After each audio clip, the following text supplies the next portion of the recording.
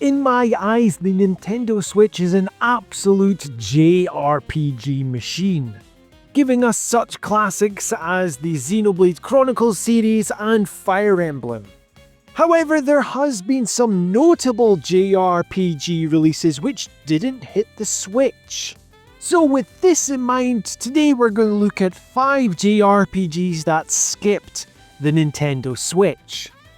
But before we get cracking on, hello, John aka Chicken Fillets here. If you like JRPGs, knowing which JRPGs skip the Nintendo Switch, and a wee Scottish guy talking about it, well, please consider subscribing to the channel. Without further ado, let's have a look.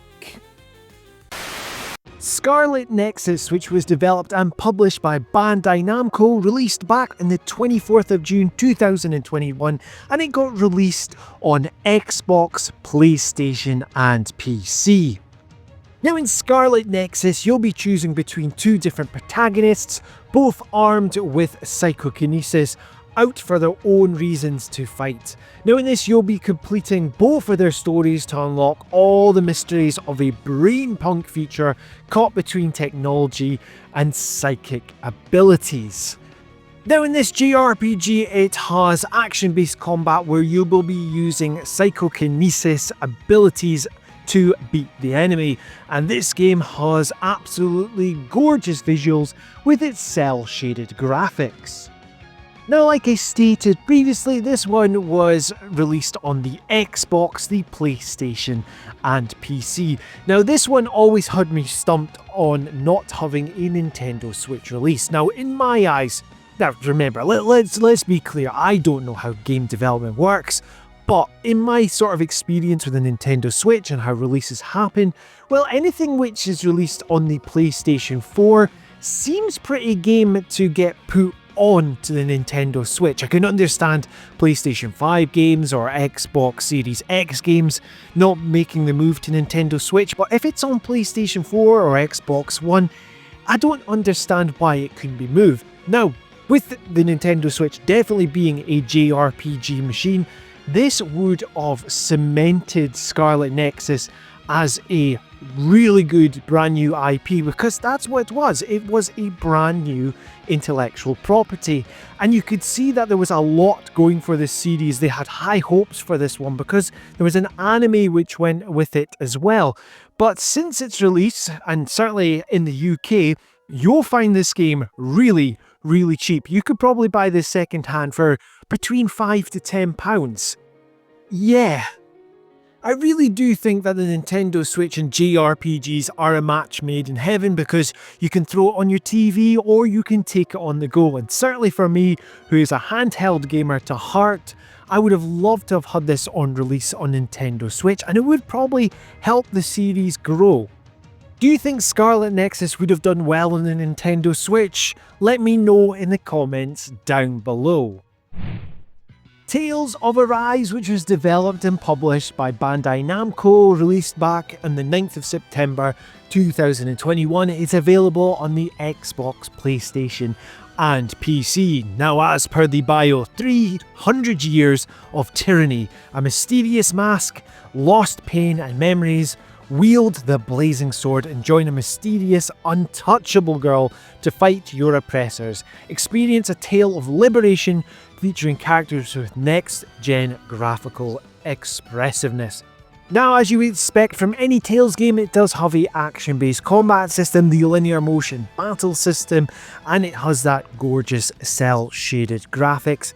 And generally, it's a really fun game, but it didn't get released on Nintendo Switch. Oh wait, it's a Bandai Namco game. That's probably why. That aside, I don't understand why Tales of Arise. Again, I'm going to link this back to what I said in the previous entry, because it got a PS4 release, it got an Xbox release. I could have seen it going to Nintendo Switch. Bandai Namco didn't have much love for the Nintendo Switch from what I've seen. I could be wrong, I know they released some games on it, but when it came to the Tales of series, we didn't really get too much. Now, again, I don't know game development well, I could be speaking out my rear end at this point, but honestly I thought Tales of Arise would be a surefire hit to land on the Nintendo Switch.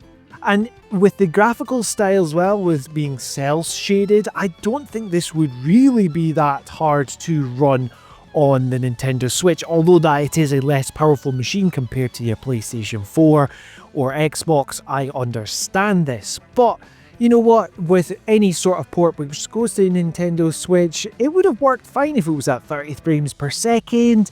It would work well. Again, I'm being selfish because I like Tales of Arise, but for me to actually play this, I don't have time to sit down and play it in front of the big telly. Again, that's personal preference. I want my JRPGs on handheld. And again, like I said in the previous entry, this would have been a surefire hit. Oh, maybe Nintendo Switch 2? Maybe we could get a new Tales game instead of the remasters. I mean, there's nothing wrong with the remasters, don't get me wrong. Anyway, let's have a look at the next entry. Soul Hackers 2, which was developed by Atlus, published by Sega, and released back on the 26th of August 2022, is available on the PlayStation, Xbox, and PC. Now, as per the bio, explore a supernatural RPG with stylish summoners, a dark dangers lurking under the neon lights of a cyberpunk Japan. It is up to Ringo, an agent of Aeon, to save the world from apocalypse. Now, this Atlus JRPG is a spin-off of the SMT series, and it has turn-based combat, and it has, once again, gorgeous cel-shaded graphics. Now, personally, this is one that I really don't understand why we didn't get on the Nintendo Switch, especially since we've got the likes of SMT5, we have the likes of Persona 5 Royal, we have SMT3 Nocturne, and we have other Atlus titles which was published by Sega, Catherine as well. Soul Hackers 2 I think was hurt personally by not being ported to the Nintendo Switch. And yes, I'm aware that there is some mediocre reviews for the game and, cost and development, etc. But I really think that this would have given the series a bit more life to it and would have got more sales under the belt for Sega and Atlus. And you know what? It could have helped spawn Soul Hackers 3. You just don't know. There still is time for this game to maybe get a port, or it could appear on the successor, the Nintendo Switch 2. The likelihood of that? Probably very slim. Now, I know for a fact that I'm not alone with this sentiment. I remember briefly seeing the likes of Scott the Woz talking about his confusion why this game wasn't released on Nintendo Switch. So I'm definitely not alone with that one. Or am I? Let me know in the comments down below. Poor segue that one, wasn't it? Yes, it's me again. You know this part of the video and what I'm away to ask you, like, share and subscribe. But in full honesty, the reason I do this is because I want to grow the channel. So with your help, we can do that. And let's aim for that 3K subs. I never thought I'd get to this level, so let's keep going. Thank you, and let's carry on with the video.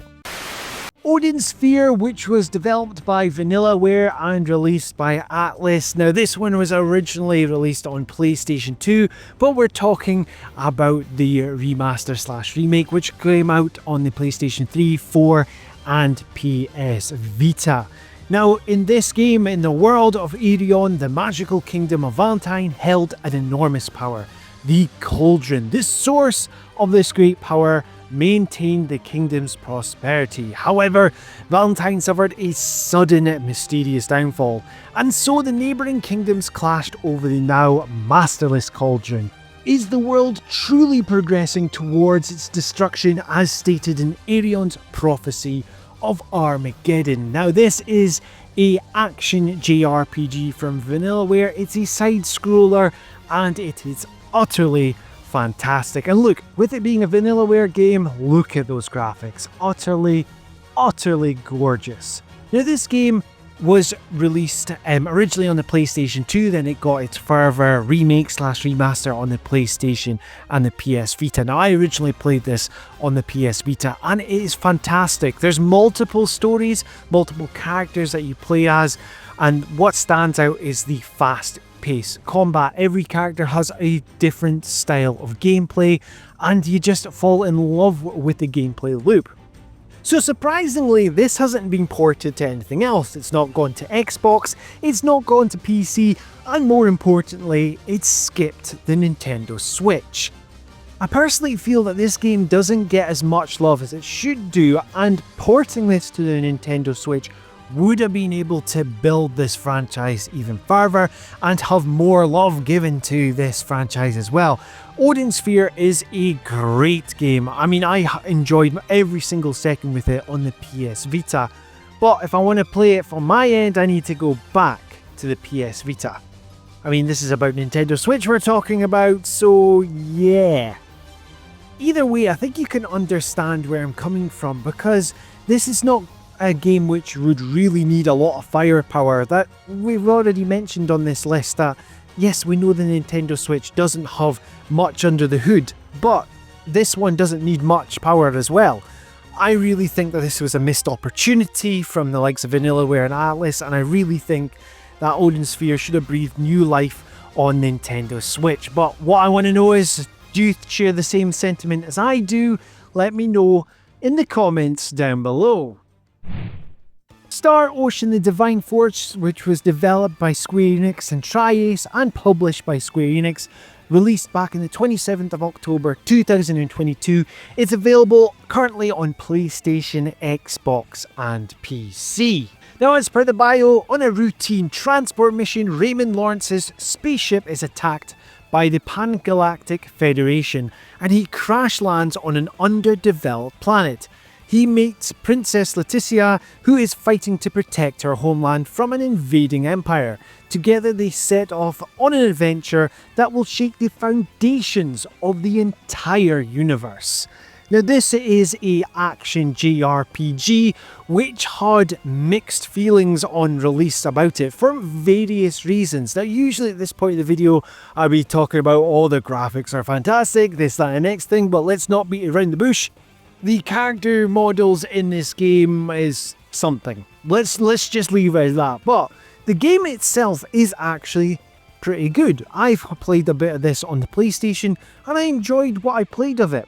But I really do think that this not being on the Nintendo Switch hurt the game in its sales, because there was, leading up to the release, there was lots of reports that saying that this game was going to be very important for the future of Star Ocean, and a lot riding on this release. Now, I think that if this was released on the Nintendo Switch, I honestly think it would have done really well for itself.